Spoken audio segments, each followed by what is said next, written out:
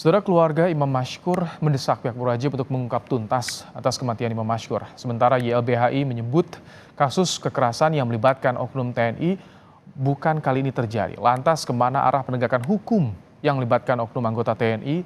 Kita ulas bersama Ketua YLBHI Bidang Advokasi Muhammad Isnur dan juga ada kekasih almarhum Imam Mashkur, Mbak Yuni Maulida. Assalamualaikum, selamat petang Mbak Yuni, Mas Isnur.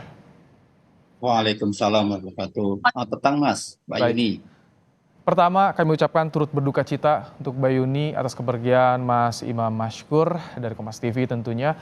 Mbak Yuni, sudah dibuka oleh TNI soal proses hukum. Apa harapan Anda dan keluarga proses hukum terhadap pelaku ini, Mbak Yuni? Harapan kami dari pihak keluarga untuk pelaku dihukum setimpal seperti yang telah dilakukan kepada korban. Ketika Anda mendengar penjelasan dari TNI soal pelaku sudah ditahan, sudah diperiksa, bagaimana Mbak Yuni? Cukup menjawab? Gimana? Ya, soal proses hukum yang sudah dibuka oleh TNI, pelaku sudah ditahan, sudah diperiksa. Ini cukup menjawab dari Anda dan juga keluarga soal proses hukum yang diinginkan, Mbak Yuni?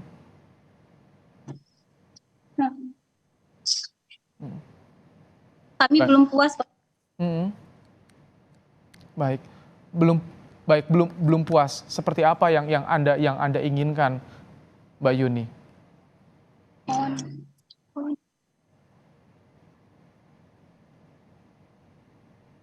Gimana, Pak?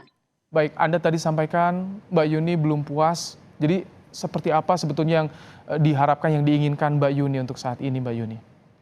Kami mengharapkan untuk pelakunya dihukum mati juga, Pak. Hukum maksimal, hukum seberat-beratnya. Mbak Yuni, Dihukum silakan Mbak Yuni. untuk hukumannya, Pak, dihukum seberat-berat mungkin, Pak.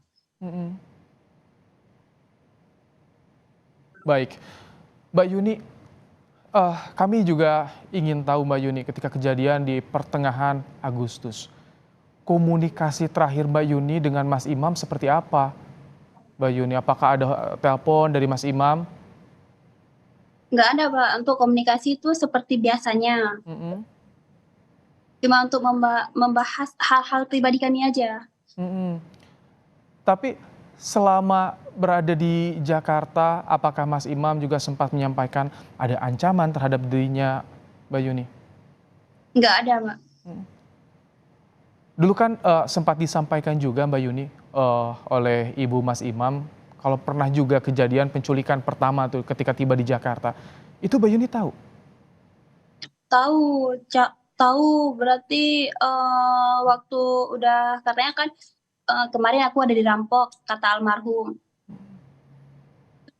Udah almarhum balik. Terus apa saja yang disampaikan almarhum? Enggak, cuma itu aja perampokan yang berkomunikasi lagi dengan Mas Imam ketika kejadian pertama. Namun yang kemarin terakhir sama sekali tidak bisa, Mbak Yuni. Iya. Baik, Mas Isnur, Ya. tadi ada harapan dari Mbak Yuni dan juga keluarga, hukuman seberat-beratnya. Kalau Anda melihat yang sudah dilakukan proses hukum di Pomdam Jaya seperti apa, Mas Isnur? Ya, ini kan upaya cepat ya. Tapi saya memahami perasaan dan praduga dari keluarga. Karena kita harus menunggu sampai selesai. Jadi kalau ditanya apakah sudah cukup, pasti keluarga merasa ini belum. Karena belum ada apapun. Belum ada persidangan, belum ada keputusan, belum ada eksekusi terhadap pelakunya. Jadi keluarga itu menurut saya wajar kalau belum merasa ini adalah ada keadilan gitu. Jadi kita harus mengawal, Mas, kasus ini agar di dalam proses terang benderang, jangan misalnya kayak kasusnya David kan, tiba-tiba di tengah jalan banyak melenceng sana sini, banyak ketidakpuasan dari keluarga dan lawyernya. Jadi kita harus mengawal seterang mungkin, dan keluarga juga harus kuat dan sabar ya untuk menjalani proses yang panjang ke depan, karena ini kan sidangnya akan lumayan gitu. Dan media juga harus memberikan exposure yang konsisten. Jadi sekarang Kompas saya harapkan ke depannya terus mengawal sidang ini, meliput persidangannya, dan menjaga agar petugas-petugas di pengadilan ya, peradilan militer ini memberikan proses yang adil, terbuka, melibatkan korban, dan juga memberikan pemulihan kepada korban. Jadi tugas negara bukan hanya memberikan hukuman yang berat buat pelaku, apalagi karena ini aparat militer kan, tentu dia harus berikan contoh. Dan ketika dia bertugas negara, tentu itu ada pemberatan di sana. Baik. Tapi juga korban. Korban ini keluarganya mengalami trauma, mengalami ketakutan. Bagi saya penting, misalnya jika dapat perlindungan dari LPSK dan lain-lain ya. Agar apa? Agar korban juga kuat dalam menjalani proses ini. Yang kedua gini Mas, ada masalah selama ini kita tahu dalam banyak proses peradilan militer yang lainnya. Kasus misalnya melibatkan peristiwa di Cebongan, Basarnas, kemudian kasus apa namanya pesawat helikopter Augusta. Ada di mana yang kita bilang tidak transparan dan kurang akuntabel. Kenapa? Karena masih pakai undang-undangnya lama. Jadi ada undang-undang TNI yang memandatkan pasal 65 itu reformasi peradilan militer. Baik. Nah, Jadi sekarang kita masih ini pakai perlu di undang-undang yang peradilan umum menurut 97. Anda, Mas Isnur? Gimana? Perlu peradilan umum atau seperti apa? Atau koneksitas antara pengadilan militer dan Ya, juga umum? ya. Jadi gini, jangan sampai ada perbedaan antara yang disidangkan di pengadilan militer dan pengadilan umum. Ini kan nanti masyarakat akan melihat kok berbeda ya cara pengungkapannya. Di pengadilan umum ini terbuka, transparan, bisa live, bisa dilihat, terus pengadilan militer tertutup. Jangan sampai seperti itu. Nah, di balik itu dia yang lebih dalam lagi, masyarakat sipil memberikan perhatian bahwa ada masalah di peradilan militer karena masih pakai undang-undang yang lama.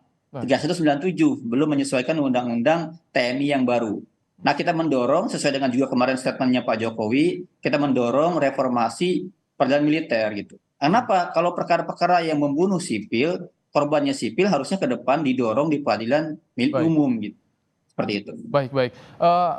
Mbak Yuni, kami mendapatkan kabar katanya Anda juga merencanakan untuk tunangan dengan almarhum sebelumnya, namun kandas gara-gara peristiwa ini, Mbak Yuni. Iya. Kapan rencananya Mbak Yuni itu? Waktu almarhum pulang berarti puasa ini 2024. Oh, ketika bulan puasa di tahun ini, Mbak Yuni ya? Iya. Mm-mm. Jadi seperti apa? Jadi sebelumnya juga Anda sudah membicarakan soal persiapan-persiapan untuk mengarah ke tunangan itu, Mbak Yuni?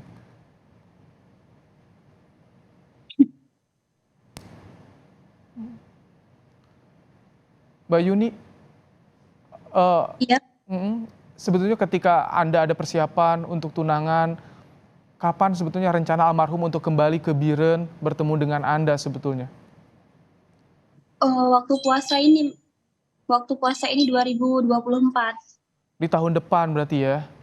Ya.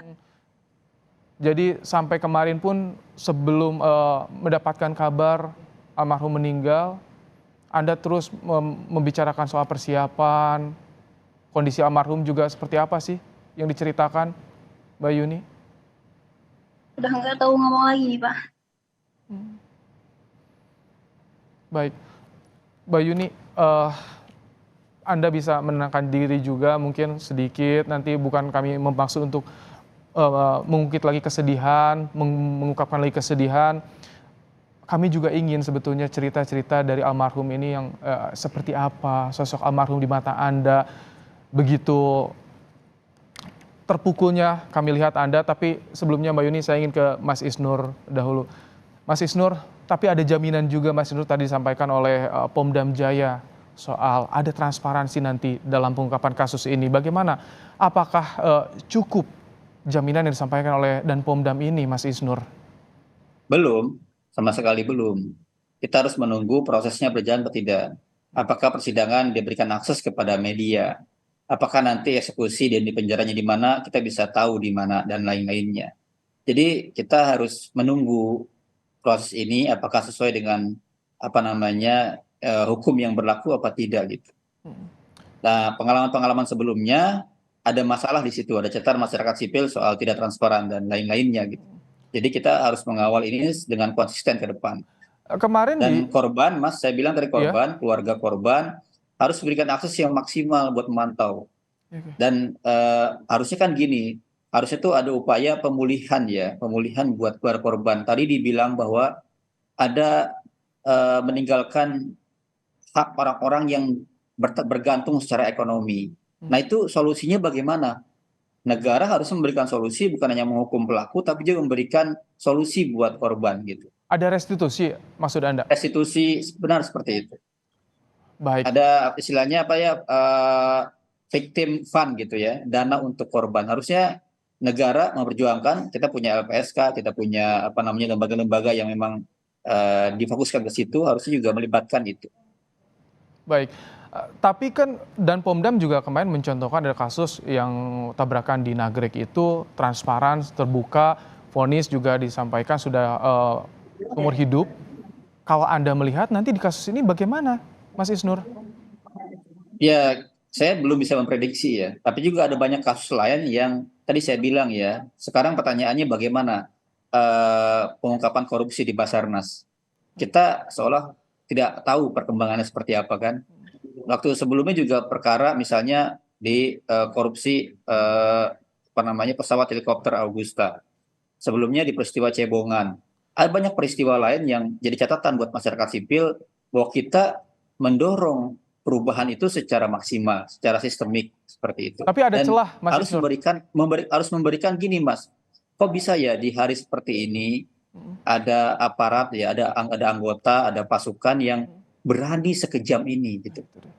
Berani sesadis ini gitu. Berartinya apa? Berarti orang ini nggak takut sebelumnya. Berarti ada apa ya? Harus ada evaluasi secara maksimal ya dalam sistem pendidikan, sistem Baik. penjelasan, penghormatan terhadap negara hukum seperti itu. Mas Isnur, tapi ada celah ya untuk bisa diproses ke peradilan umum. Untuk saat ini kan udah ditangani oleh peradilan militer. Iya, di KUHP kita itu ada tentang koneksitas, Mas. Jadi ini tentu harus dimaksimalkan agar juga sinkron antara pelaku yang sipil dan pelaku militer. Itu dimungkinkan di KUHP koneksitas ya, terhubung. Tetapi ke depannya kita harus mendorong reformasi peradilan militer. Baik, baik. Mbak Yuni, sedikit bisa Anda ceritakan bagaimana sebetulnya sosok almarhum ini, dan ketika Anda mendengar kabar almarhum meninggal dunia, Anda sudah bertemu dengan keluarga almarhum, Mbak Yuni? Dengan keluarga sudah ketemu, Pak. Tapi untuk diceritakan lagi, saya udah nggak mau cerita lagi, Pak. Baik, baik. Tentu kami semua mendoakan yang terkuat buat Mbak Yuni dan juga keluarga. Semoga nanti proses hukum juga bisa berjalan transparan, Mbak Yuni ya. Seperti yang diharapkan, juga ada sanksi maksimal yang diharapkan oleh keluarga dan juga Anda, Mbak Yuni. Mas Isnur, sedikit mungkin terakhir, jadi bagaimana harapan Anda soal proses hukum yang terjadi saat ini? Singkat saja, Mas Isnur. Harapannya dua hal kepada aparat penegak hukum ya, kepolisian, militer itu transparan dan akuntabel. Buka semua proses persidangan dan juga lakukan secara fair gitu. Termasuk memberikan akses kepada korban. Kepada masyarakat termasuk jurnalis, media harus pantau terus. Jangan lengah, jangan lepas karena bisa jadi ada upaya-upaya yang kemudian melenceng di tengah jalan. Itu dari saya. Termasuk dari Anda, koalisi masyarakat sipil juga siap memantau juga tentu ya? dari masyarakat sipil selama ini memang konsisten memantau, mendorong, mengawasi kerja security sector reform. Terima kasih Mas Isnur dari YLBHI dan juga Mbak Yuni Maulida. Terima kasih telah meluangkan waktu langsung dari Biren Aceh.